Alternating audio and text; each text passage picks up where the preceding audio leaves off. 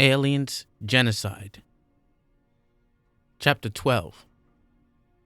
One drink down, 2 more to go. Another glass of bubbly, my dear, said Daniel Grant, pulling the bottle out of the thermal adjuster and tilting it even as he asked the question. It is awfully delicious, but, said Edie Mahoney, holding out her hand. Glug, glug, glug. The quite large glass filled with bright, dazzlingly effervescent fluid. Of course you will. You're off duty. You need to relax. And we've got 3 whole days before your mission, said Daniel Grant. Our mission. He refilled his own glass with the double-strength champagne. Damned good thing he was feeling generous with his team on the razzia. He'd fitted them out with his own concept of hardship supplies. Hell, if they had to go to the other side of nowhere to suck some bug juice from some godforsaken planet, at least they should do so in style. Now he was reaping the rewards of his own munificence. Well, if you insist, I know your time is valuable, and I hate to take it up by asking you really silly questions, but I have been following your career, and I do have more questions. Somehow, the alcohol seemed to have unlocked this woman's pheromones. She smelled good, damned good, and Daniel Grant breathed her scent in greedily. Of course, she wore no perfume, a ridiculous and foolish luxury for a person on a highly unglamorous journey in a tin can through space with a bunch of males. That didn't make any difference. Hell, he was tired of perfume. What he had here before him was the dangling, rounded hair and breasts and lovely limbs of a full-blooded woman. His last date had hardly been fulfilling, and the gritty details attended to moving the razzia and himself toward hyperdrive and hypersleep had pretty much put a hold on his appetites. But as soon as the sleep rheum drained from his head, he immediately became aware of how horny he was. The incident on the shuttle made him naturally think of Private Edie Mahoney. After Colonel Kozlowski's briefing, he suggested that after evening mess, she might like to stop by for that promised drink. He always enjoyed talking to fans about his career, and he was quite upset about the gross inaccuracies of that trashy book about him, and he wanted to set some things straight. So to speak. 2 to go. He sized her up. She was a 3-drink girl. In 2 drinks, she'd be pliable. 3, she'd sit closer, lean those dark eyes towards him. Let that sweet, fresh, scrubbed scent of her dart in for a kiss. Then, snap, like a patient anglerfish, he'd swallow her up for a delicious hour or so, and then spit her back out. They'd both be happy, sated, and better able to deal with the grim realities before them. She brought the topped-off glass up to those full, moist lips and drank half the glass in a couple of swallows. He was impressed and gleeful at this. My, but this is wonderful stuff. My own special vintage, said Grant. You're one of the few people who's actually tasted it. Goodness! Then I shouldn't be so shy, should I? I don't want to be impolite when I'm so privileged. With that, and a down-the-hatch determination to her face, she took the large glass and swallowed the rest of it. That had been a very large portion. This, perhaps, would be very short work. Yes, right. In a moment, she'd probably have to step off to his private toilet and he'd slipped the last bit of liquor into her glass. He had to play it cool though now. "You're asking me about my youth." Edie Mahoney had an odd expression on her face. She seemed not to be listening to him, just in a kind of trance. "Edie? Edie, are you all right?" "Mr. Grant!" "Daniel," he said. "I told you, you can call me Daniel." She got quiet. She closed her eyes. Thought Daniel Grant. Maybe 2 glasses of the old id tickler was all that was necessary. He scooted closer. "You know, Edie, we're basically just 2 people. A man and a woman with needs, out in the middle of nowhere. We should comfort one another, the way that normal human males and females do." Edie Mahoney snorted. She sniffed, and the straight line described by her lips crumbled into misery. Tears dripped from the corners of her eyes. "Oh, Daniel," she mewed, and then dissolved into a quivering mess onto him. Arms wrapped protectively over her abdomen. "I don't know what I'm going to do."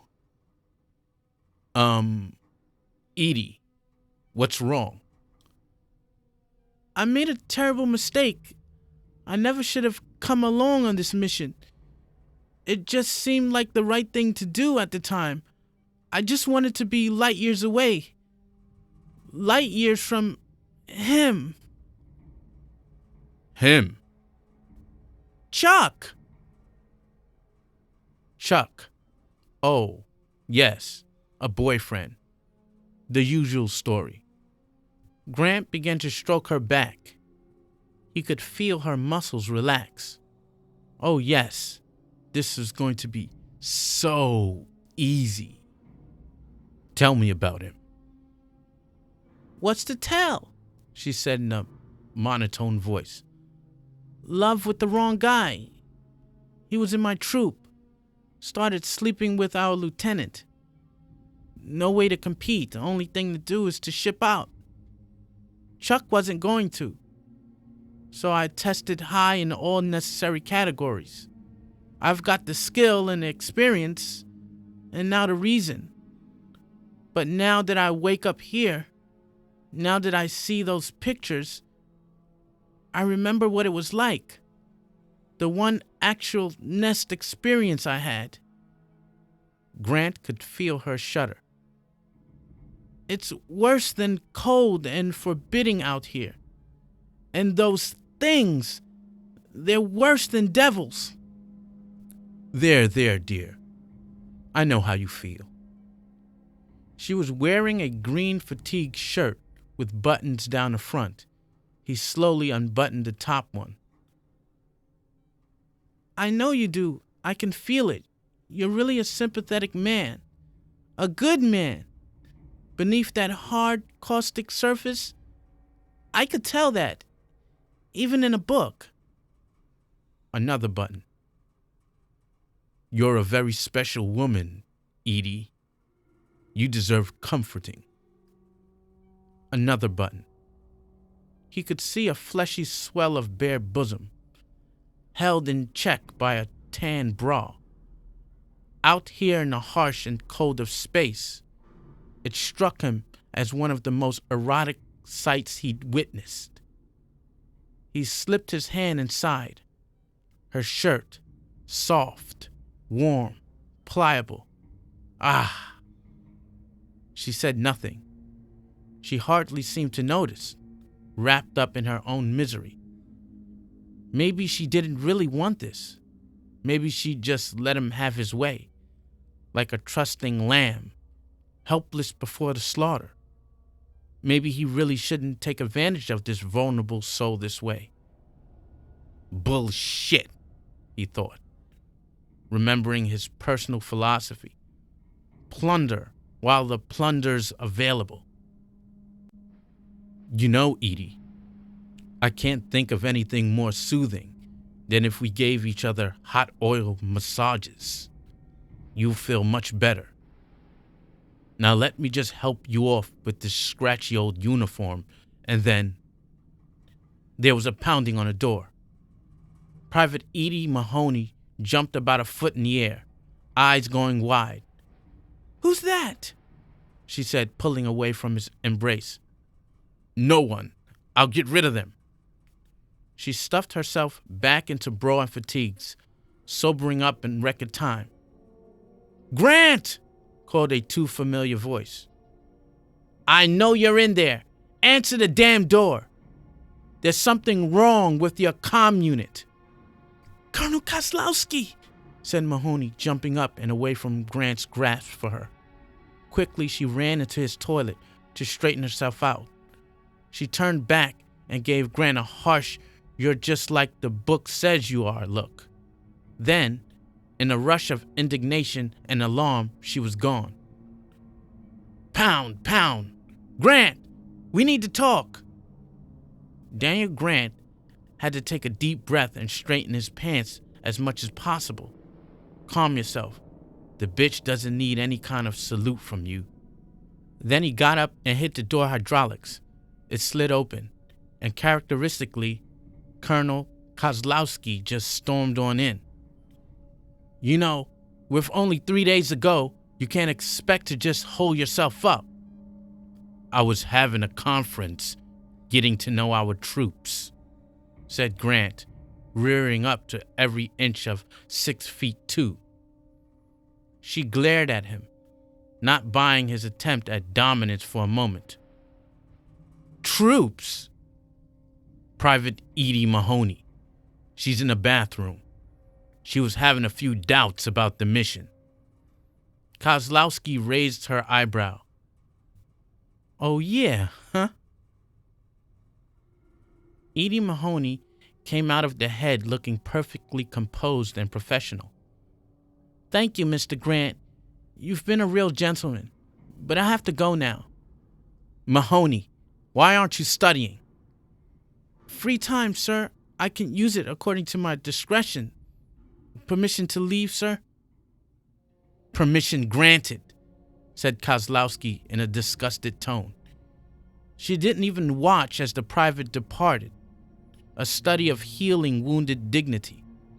Grant felt mightily vexed.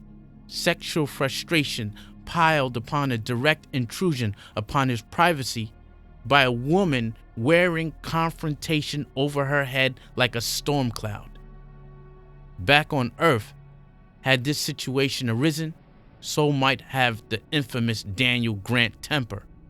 A rant, a rave, a metaphorical chomping off of the head, employee or associate, pressman or president. It would make no difference. Grant would have made mincemeat of them. He could feel it burbling up, steaming his capillaries. One little vent was all it would take, and the explosion would blast. However, something gave him pause. Something odd in the Feistmeister of a woman's eye. She did present a fetching figure in those skin-tight duds she wore. And if you got past the cropped, patchy hair, the defiant lack of softening makeup, and those scars she wore like medals. If you turned down the lights a bit and smudged a little makeup with mind and imagination, this Kozlowski bitch was really quite the looker. He looked at her. He looked at the unopened bottle of champagne in its cooler slot. He looked back at her, suddenly oily with cordiality. "Well, Colonel, as long as you're here." "The gall." She looked at him as though he'd just opened his zipper and wagged his privates at her. "The unmitigated gall. No, Mr. Grant, I will not have a glass of champagne with you." Daniel Grant stepped back as though she'd blasted a breath of fire at him. You don't drink. I drink. That's not what I came here for, though. You don't like champagne. I promise you, you'll not taste better. Besides, Colonel, we're 3 days away from death leering at us. Carpe diem. Seize the day. She wasn't sure why she was so annoyed at his offer. He was right. She'd pretty much finished most of her tasks for the day anyway, and the Colonial Marines were unfortunately not a military navy force known for packing away kegs of rum on board for the officers. She'd been working hard for 3 days. Her mouth was dry. And here was some high-quality rich man champagne being offered to her. She hadn't had a drink in weeks, and she could feel her taste buds and her nerves falling to her knees and begging her to accept the offer. She told them to go screw themselves. I'm here, Grant, to officially request that you allow me to tour the levels assigned to your scientists on this mission. In the interest of the success of our journey, I feel the need to know everything going on in this ship. Grant nodded. I see. This, despite what your superiors told you. To wit, this is not your territory of concern. Yes, I have given it a great deal of thought. Any ignorance on my part could spell a danger to my troops and this vessel. I thought the captain was in charge of the actual vessel. He doesn't seem to care much about what's going on decks E and F. The captain, he's a burnout. He does just the minimum to get by, counting things out by crossword. I honestly wonder why he was given this particular duty. He seems quite competent to me. Nonetheless, Grant did not say no.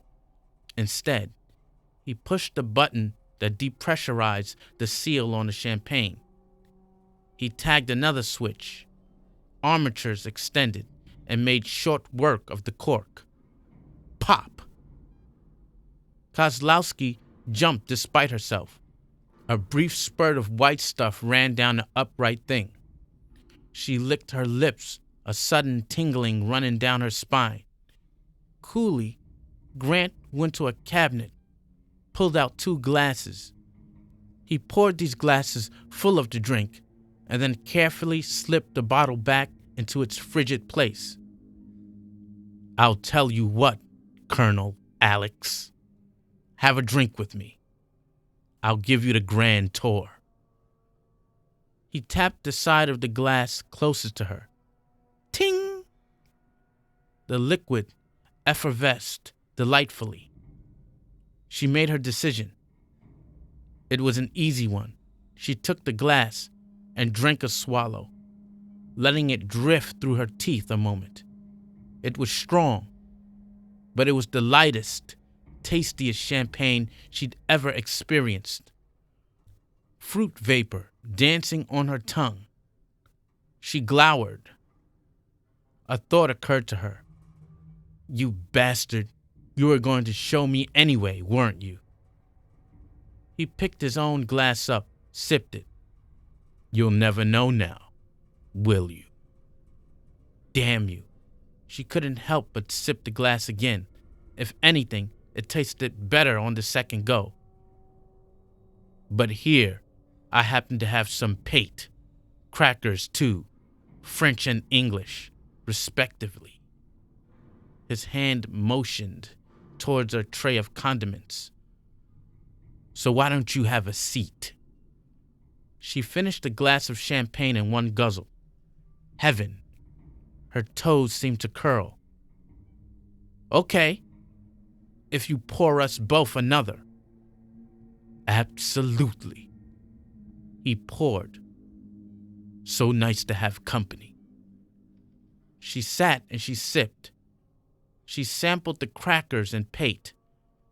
After what seemed like a lifetime of reconstituted marine chow, it tasted like ambrosia. More champagne. Ambrosia and nectar. So then, she said, I have 2 questions. Number 1, what the hell is going on down in those decks? I saw some of the strangest apparatus being boosted off for the razzia. You're just going to have to wait until tomorrow for the answer to that, Grant said. Then, though, I promise that all will be explained. Fair enough. Question 2. She drained her glass of champagne. It exploded inside her like a death charge of flowers. Have you got another bottle of this stuff around? This is the best alcohol I've ever had. Grant grinned widely. I think that can be arranged. Daniel Grant listed. His eyes were half closed, and his face was mashed against the cushion of the couch. A half-filled glass of champagne wobbled in his hand. I should have never let her go, he mumbled.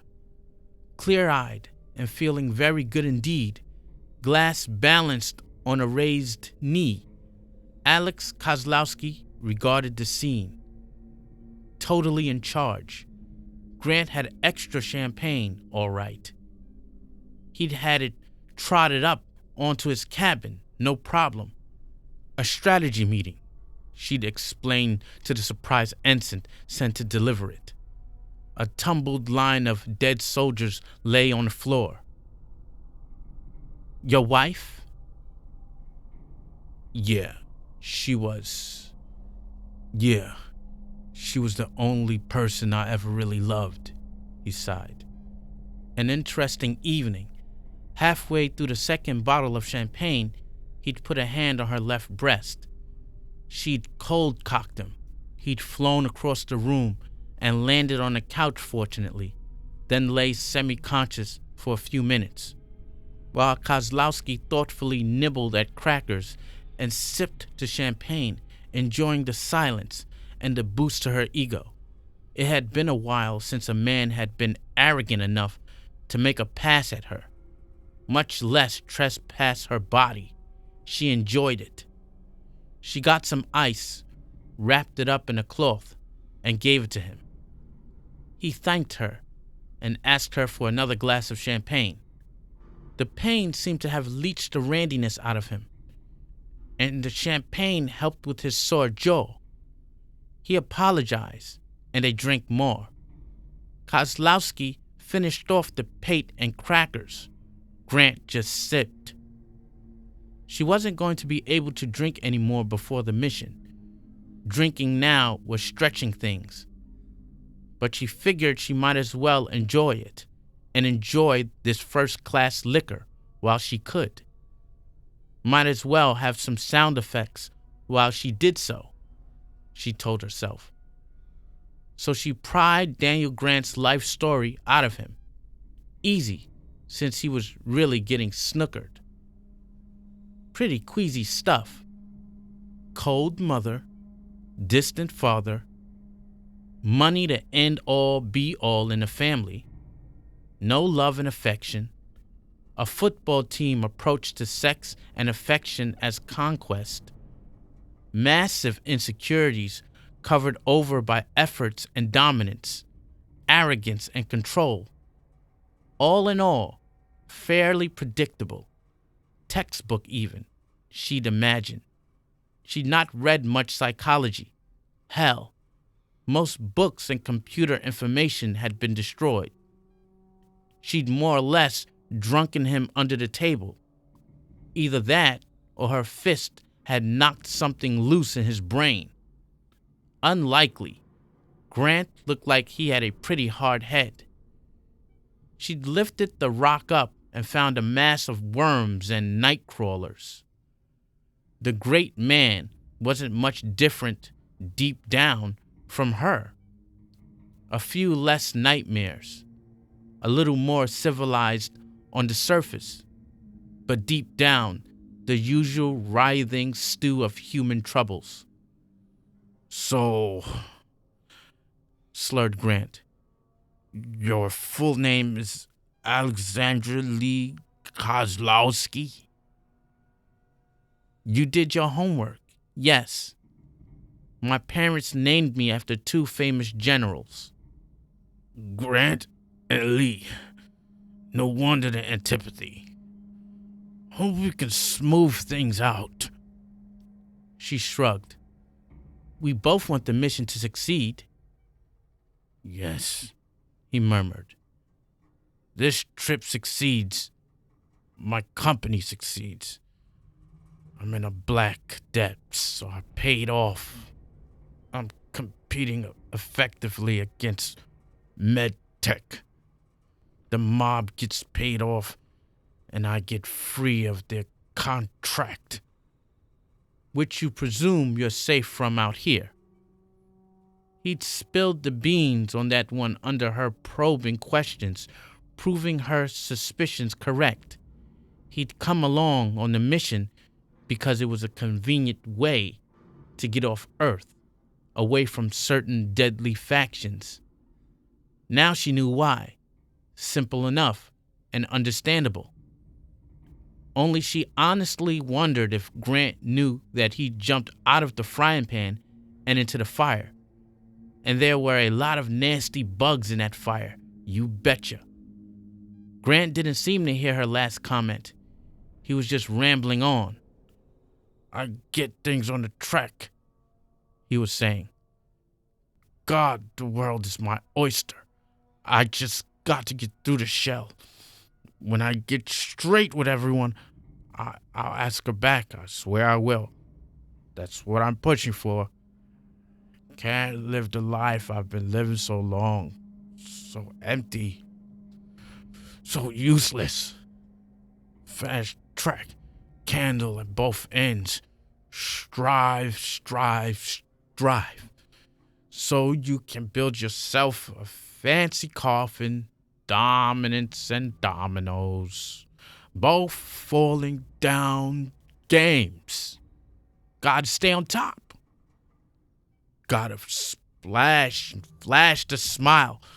Gotta work, gotta survive, Grant mumbled. Gotta drink the best champagne, said Kozlowski. Eat the best pate. She downed the last bit of stuff in her glass, clapped it back on the table, and stood up. I guess that's as good as a goal as any. Thanks, Grant. I had a good time. Tell you what. We get back to Earth, we have a little party. You supply the champagne and eats, and we'll have a good time. He looked up, bleary eyes, startled. Don't go. Right. I'm gonna tippy-toe out of your place in the wee hours, or worse, at the beginning of first shift. Won't that amuse the troops? None of their business. True, but it's also a good excuse to slip the noose here, Grant. I just don't want to be alone. Yeah, I've heard that one before. She found herself angry for no explicable reason. Take a snooze, guy. Let your dreams keep you company. She half expected him to suddenly jump up and run in front of her, begging her to stop. She made a fist. Yeah, just let the lecher try. But he didn't. She stopped at the door and listened. Peaceful, content snores. She opened the door and stormed out. Now she knew why she was ticked off, and it absolutely annoyed the hell out of her. She was attracted to the jerk. Damn it. 13. Daniel Grant didn't look so good. He was sipping at what passed for coffee when Kozlowski found him on the observation deck, looking out at the specks of stars and planets in the vast blackness of space as though searching for dawn. "Hey there," she said. "Captain told me I'd find you here." "I'm trying to soak my head in the Big Dipper," said Grant, gazing out into the vastness. "I'm here for my tour."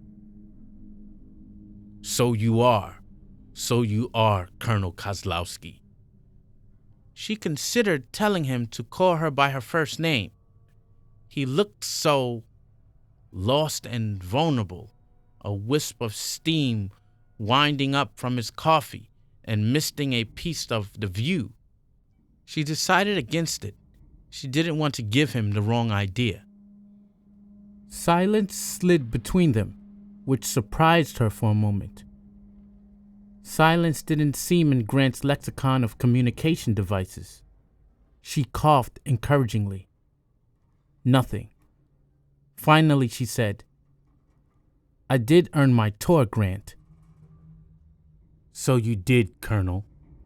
However, I wish you had said something about a hollow leg." She shrugged.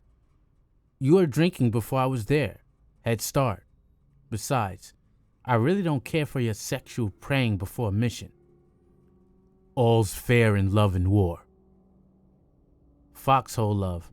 I've had some of that. Nice if you like watching your partner in the deed die the next day." Grant nodded, managed a smile. "You're far too dramatic, Colonel." He shrugged. "Severe hangovers have a way of putting things in perspective. I guess I'm a bit of the predator. I apologize." "How's your jaw?" He rubbed it gingerly. "I can still speak, and I can still think. However, I believe you've actually improved my looks." "You've lost me on that one, Grant." "I think my face was a little irregular before. You appear to have whacked it back into proper symmetry. Doubtless, hundreds of nubile young ladies will come to thank you." "You know, Grant, if I didn't detect a little self-mockery in your tone, I'd think I'd deck you again." A flash of alarm in his face that immediately retreated into an accepting nod. "I'm an energetic son of a bitch, aren't I?" "I guess there's a reason you got where you got. But now we're just short of our destination, a parsec and some change from home. And I need to see some more of exactly why we're here." "Very well. Let me scrape some of my brain off my throat and reassimilate." He sipped some coffee. She had a notion. "Here you go. I think I've got something that will help." She fished a small container from her pocket. "Oh?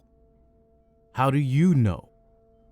"Believe it or not, I've had a hangover or two lately." She did not get specific. She just snapped open the top and displayed the pills neatly cut into halves and thirds and quarters. "Pills? What are they?" "Fire, Grant. Your own poison. Works damn well in this kind of situation. Check it out." He shook his head. "Thanks, but no thanks. I never touch my own stuff. But please, don't let me stop you." She'd been thinking of taking a quarter, but now, instead, she snapped the container shut and stuck it back in her pocket, feeling annoyed, feeling like a junkie getting the brush off by the pusher himself. "Just show me the decks, Grant." "This way, Colonel." Corporal Lars Hendrickson waited for them at the turbolift. Kozlowski was taken aback. "Hendrickson? What are you doing here?" Hendrickson remained stoic. "Mr. Grant called. He asked me to meet him here. I'm here." Grant put a hand on the big guy's shoulder. "Pat it." My kind of man, Colonel. Hendrickson's here is going to get a look at what we've got inside, too. Why? I'm glad you asked that question. Hendrickson's probably wondering, too. He punched a button for the lift. The door slid open, and they all stepped inside. Whir of lights, compression, all for another level. I'm not an elitist. I want to show what we've got here, to give you an understanding of what's going on. That knowledge on your part may come in handy later on. Helps us a lot. It also gives you a better idea of what we're going to need down on the hive world. Kozlowski was a bit irked. First, because from the sounds of it, Grant had always intended to show her what was going on here. Second, because of Hendrickson. He was a first-class soldier. During training, he'd come up as number 1 at all levels. His abilities were unquestionable, plenty of references, and one of the troops she'd had no problem at all deciding should go on this mission. However, now it seemed as though Grant had taken him under his corporate wing, a corporal, and was squiring him about, giving him the treatment that she, as the commander, alone deserved. True, Grant claimed that of all the regular troops, Hendrickson had the most actual combat time with the Xenos, but still, basically, she felt a tad jealous, as though this selection of Hendrickson was a male thing, some offhanded way of slapping the fact that she was a female. One little condition, said Grant, as they walked along the catwalk on Deck E, approaching doors that looked like the entrance to a bank vault. What I'm about to show you to is strictly hush-hush. I don't want anyone to know about this, especially not the other men or women. That's why I'm just showing it to you two. I feel as though you can handle it. Without further explanation, Grant cycled open the door and led them through. The lights were more muted here. It had almost a submarine quality. Aquas and red and shadows.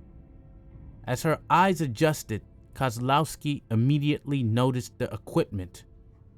Banks of it spread along the ways, tubing and bulking computers and flanges, cables and glass and blinking lights.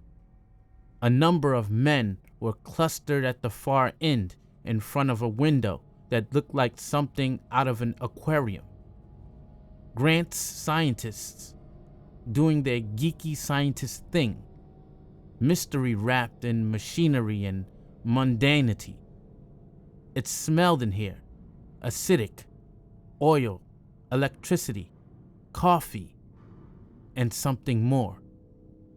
Something that made Kozlowski's hackles rise. She recognized it. Faint, but there. Bugs. No, she told herself. That can't be right. What would bugs be doing down here? Isn't this supposed to be a storage chamber? She said lamely, trying to get Grant to talk, trying to get the creepy feeling out of the pit of her stomach. Oh, yes, said Grant, leading them down some stairs. And in a way, it still is. But the cargo, that's what's a little unusual. The steps changed and echoed. So, Grant, said Hendrickson, why all the secrecy? Why just us? Nice of him to echo her own thoughts. They were walking forward, and through the murky light in the glass tank, she was able to pick out a few details. Cables dangling equipment. Something bulky and organic in the very middle.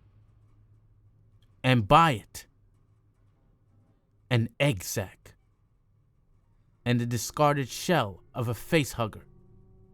She walked up to the window in a haze, astonished, looking in upon the gruesome scene enclosed in metal and glass. "Well, Corporal, I know most Marines have come to really hate the aliens," said Grant. "I'm afraid that what we've got down here would really hinder the morale necessary for the operation." A thick-set man with a boyish face and a cowlick in his mass of blondish hair scuttled up to Grant, lab coat swaying about his ankles. In whispers they conferred together in the corner. The man produced a clipboarded chart that Grant nodded at and then pushed away. He took the scientist gently by the arm and pulled him over to meet his guests. "This is Dr. Mary Friel. He's in charge of this project down here. The science part, anyway." "Yes, I've met the commander, but not the corporal," said the doctor. Kozlowski remembered now. There had been introductions and handshakes on Earth, and then the batch of docs, including Friel here, had been swallowed up on these decks. Brief glimpses in other parts of the ship, that was all. She'd met a lot of men like Friel. Plump, red-cheeked guys, smart, but with no real experience. They all seemed to have the same arrogance as Friel. He was in his own little world and owned every corner of it. But it wasn't Dr. Friel that preoccupied her now. She was looking at something else. It looked like a mishapen excuse for a body, but with limbs and a head cut off and lengths of esophagus and intestine connecting it with organic machines nearby. Liquids pulse through these, feeding it. "What is that thing?" said Kozlowski, recovering her aplomb, overcoming her initial horror. "Friel, care to do the honors?" suggested Grant. "Certainly. It certainly isn't very attractive, but then neither would your interior bits awkwardly displayed. You must excuse me, but I feel rather proprietary toward it. You see, in a way, it's a part of me." He stepped forward, a pudgy palm placed up against the glass. He gazed at it with an odd kind of pride. "You see, it's a donor clone. DNA clamped so that it would grow simply the torso, no brain, limited nervous system. A machine regulates it. These things are usually produced for the purpose of organ and tissue donation." His fingers drummed on the glass thoughtfully, and then he turned back to look at her. "I'll admit, it isn't the most attractive creature, but it's proved useful." He tapped his arm. "I'm proud to say its cells of origination were retrieved from my wrist." The odd, smirky fellow who had been introduced before to her as Dr. Amos Bigali sidled up. "We had a little coin toss. We all wanted to be the one. Dr. Friel won. He's like a proud father now, waiting for a son to be born." Friel shrugged. "It's an interesting experience, I must say." Kozlowski shook her head. She was finally allowing herself to assimilate the evidence presented here to her. She turned to Grant. "I've seen this before," she said through clenched teeth. You're breeding one of these damn things. Take it easy, kiddo, said Grant. First, everything is quite secure here. The torso is in special suspended animation. It can't blow until the right switches are hit. These are reinforced windows, special alloy cages, alarms, and an automatic laser lattice should something unforeseen happen. But that thing in there, it's living. Only on the crudest terms, said Dr. Friel. It doesn't feel any pain. It doesn't think. It's just basically a mass of tissue that serves a purpose. But if a Xeno gets loose on this ship... Colonel. The dangers are well known and plenty of precautionary measures have been built into the fail-safe system. I promise you, said Grant. Believe me, at Neopharm, we've been doing this kind of thing for years, and that woman Ripley did it years ago successfully. Our technology is far superior now. We know how to deal with it. But why are you bringing along something like this when we're going to a planet full of them? An experiment, said Dr. Friel. Naturally, we'd like to come back with necessary alien DNA and Queen Mother Royal Jelly to create our own colony for purposes I've been told you are acquainted with. Also, perhaps, even captured eggs. But we want to work with the product of our own DNA manipulation to create our own kind of queen, utilizing the necessary royal jelly from what you good soldiers are going to retrieve for us. We'd like to work with some different material than we've had on Earth. Dr. Begali beamed. Yes! You see, we've got everything thoroughly regulated here. Metabolic control. We've got it set up so that baby won't pop until we've got the jelly we need available for her queening. Lovely, said Kozlowski. Just lovely. In addition, of course, on these decks, we've got the necessary tanks and holding pens for the jelly and captured eggs, refrigerated alien DNA. Oh, all manner of good stuff, Colonel, but you can see why your troops might be a little upset. Friel shook his head. It's understandable why people are so afraid of these things. However, with the proper applied measures of science, Neopharm is proving that what has up till now appeared to be a threat to humanity can in fact be a great help. We've just begun our work in the area of drugs and medicine. Heaven alone knows how our understanding of the alien DNA will help us in the future. He sighed happily.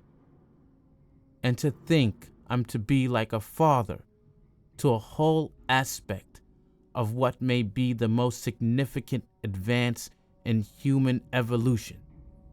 Its chemical interaction with xenobiology. Who knows what wonderful new vistas await us? Try horrible pain. Try death. Try species extinction, said Kozlowski. Dr. Friel flinched with the intensity of Kozlowski's response. I don't think, Colonel, you appreciate the beauties and intricacies of the alien genetic gifts. I don't think, Doctor, you appreciate the threat these things are. She paused, calmed herself, took a gulp of air. Grant seemed taken aback. Colonel, Alex, you were there at the initial meeting. I saw you there. You heard everything. You are aware of our ultimate goal. You know what you're here for. She swung on him, outthrust finger just short of his nose. Make no mistake, Grant. I may be here to head up this mission to facilitate your personal and professional goals. That's secondary to my duty to the armed forces. I serve in my own purpose, which is, quite simply, to do everything I can to make sure these bugs are either rendered into a threat equivalent to cosmic cockroaches or thoroughly exterminated. She lowered the finger. Any bugs crushed underfoot along the way are all the better. With that, she turned and stalked the hell away from this charnel house in the belly of a starship.